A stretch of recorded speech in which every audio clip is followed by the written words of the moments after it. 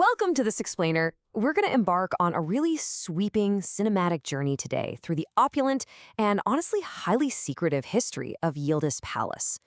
If you've ever found yourself wondering how the Ottoman Empire spent its final turbulent years, well, the answer is actually hidden right within the walls of this breathtaking complex. We're exploring how this majestic space transitioned from a paranoid imperial fortress into the tranquil public oasis that we see today. Okay, let's dive right into a fateful meeting that literally changed Turkey forever. Pasha, Pasha, you may save the country. That incredible quote was spoken right here within these very palace walls on May 15, 1919. The last Ottoman ruler, Sultan Mehmed VI, sat knee to knee with Mustafa Kemal Pasha in a small hall overlooking the Bosphorus. And mind you, enemy battleships were lined up right outside. It was in this incredibly tense atmosphere at Yıldız Palace that the Sultan commissioned Mustafa Kemal, which effectively set the stage for the birth of modern Turkey, right as the Ottoman Empire was falling apart.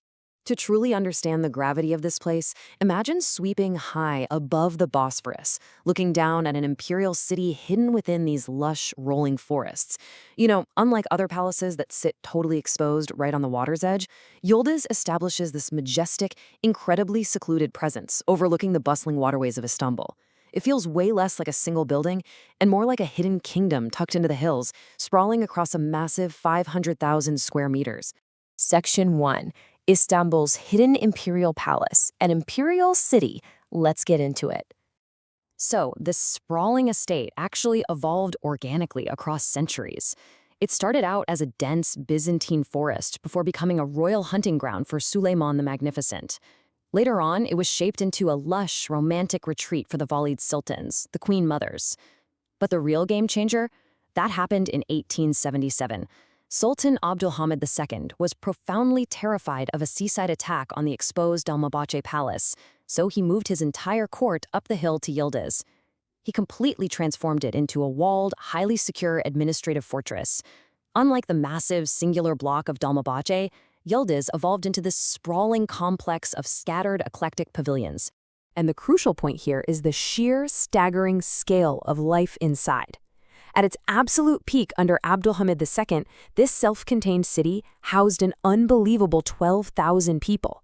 We're talking 5,000 officials and 7,000 soldiers, right alongside servants, artists, and craftsmen. It had its own pharmacies, a zoo, repair shops, and libraries. It was, quite literally, a buzzing, entirely self-sufficient metropolis hidden securely behind these massive walls. Section 2. Inside the Grand Chalet Kiosk, a luxurious retreat. Now, the sheer extravagance you'll find inside here is just staggering. The Schall kiosk was built in phases to host foreign dignitaries, most notably the German Emperor Wilhelm II. Imagine gliding through the grand reception chamber, where the floor is covered by a single, seamless, 400-square-meter hereke carpet. It's so massive that it had to be meticulously hand-woven by 60 weavers. As you look around this room, you're just surrounded by gilded, coffered ceilings and massive crystal chandeliers, showcasing the absolute height of late Ottoman luxury. Moving beyond those grand halls, the architectural intimacy of the complex is just as fascinating, especially looking at the Çit Kasri Pavilion. Designed by the famous architect Sarkis Balyan, it totally breaks from traditional Ottoman layouts. Notice the lack of traditional central halls, or sofas. Instead, the rooms just connect directly to one another.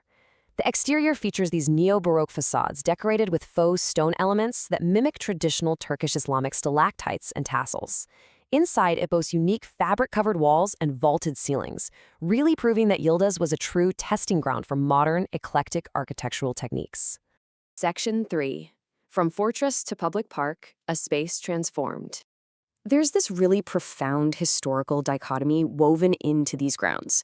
Back during Abdulhamid II's reign, this was literally a fortress of fear.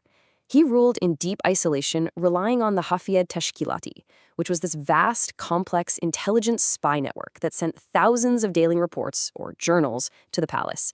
It created a profound climate of suspicion and paranoia. Yet today, those same heavily guarded grounds are known as Yıldız Park, an open, democratic oasis where families stroll, students read under the trees, and children play freely among the seasonal flowers. Looking back at historical engravings, you can see how masterfully the landscape design was crafted. It was originally shaped by a Bavarian head gardener named Christian Siester, in the mid-19th century. He brilliantly utilized the steep hills and valleys descending toward the Bosphorus to create this picturesque English garden aesthetic, complete with romantic pathways, water features, and just an absolute abundance of rare plants. As we wander these picturesque pathways today, we encounter these scattered gems of 19th century westernized architecture, each serving a distinct, luxurious function for the imperial court. There's the Malta kiosk, a stunning neo-Baroque retreat made entirely of limestone. The Chatter kiosk, which is this charming pavilion situated right by a lake.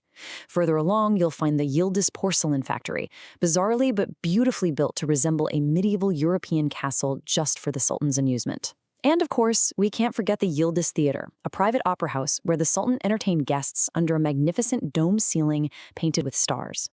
Section 4. The surrounding Beşiktaş neighborhood. Life outside the walls. Now, the palace doesn't exist in a vacuum. It's deeply connected to the local life of the Beşiktaş district.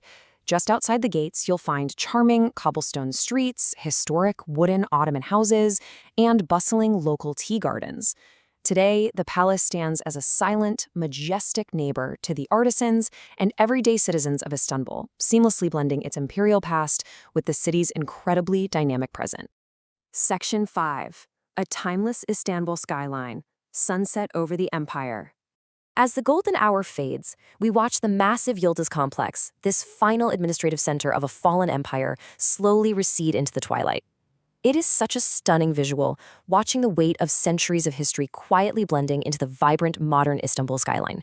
It really just invites a deep moment of quiet contemplation. So, how does the memory of an absolute secretive empire transform so beautifully into a sanctuary of public peace?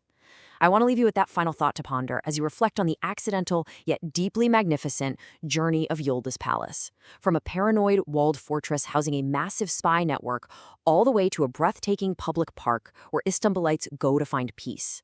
It's a powerful reminder of how spaces evolve and how history is constantly being rewritten by the people who walk its paths today. Thank you so much for joining me on this explainer, and keep exploring.